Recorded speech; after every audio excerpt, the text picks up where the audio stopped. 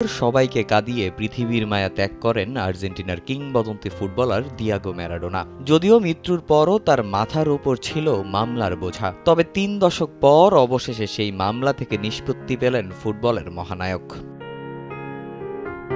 ১৯৭৬ সালে আর্জেন্তিনোস জুনিয়র্সের হয়ে club career শুরু হয় ম্যারাডোনার। এরপর খেলেন বোকা জুনিয়র্স, বার্সেলোনা, সেভিয়ার মতো ক্লাবগুলোতে। তবে ম্যারাডোনা খেলোয়াড়ি জীবনে সবচেয়ে বেশি সময় পার করেছেন ইতালিতে। ১৯৮৪ থেকে ১৯৯১ সাল পর্যন্ত নাপোলির জার্সিতে খেলেছিলেন সর্বোচ্চ ১৮৮টি ম্যাচ।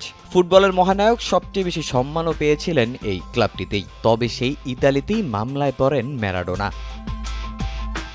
১৯৯০ সালে ম্যারাডোনার বিরুদ্ধে মামলা করেন ইতালির কর কমিশন। তার বিরুদ্ধে ১৯৮৪ থেকে ১৯৯০ সাল পর্যন্ত ৩,৭০,০০,০০০ ইউরো আয়কর ফাঁকি দেওয়ার অভিযোগ আনে ইতালির রাজস্ব কর্তৃপক্ষ। এরপর দীর্ঘ ৩০ বছর ধরে চলতে থাকে আইনি লড়াই। মৃত্যুর আগ পর্যন্ত বেশ কয়েকবার ইতালি সফরকালে তার সম্পদও বাজেয়াপ্ত করে ইতালি প্রশাসন। তবে এত কিছুর পরও তাকে আটকাতে পারেনি আদালত।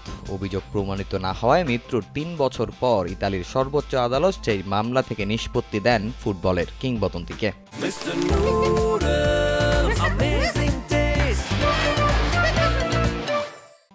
অবশেষে এটা শেষ হলো। আমি নির্ভয়ে বলতে পারি ম্যারাডোনা কখনোই কোনো কর ফাঁকি দেননি। আদালতের চূড়ান্ত রায় ফুটবলের মূল্যবোধ ও ম্যারাডোনার স্মৃতির প্রতি ন্যায় বিচার করেছে। ৩০ বছর তার উপর যে নিপীড়ন হয়েছে তার সমাপ্তি ঘটল।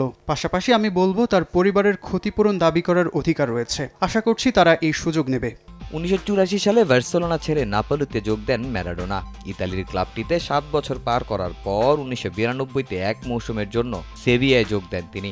এরপর ওল্ড বয়েজে এক মৌসুম শেষ করে আবারও ফিরে আসেন বোকা জুনিয়র্সে। সেখানেই ২০ বছরের খেলোয়াড়ি জীবনের ইতি টানেন ফুটবলের মহাতারকা। তামিম হোসেন, সময় সংবাদ।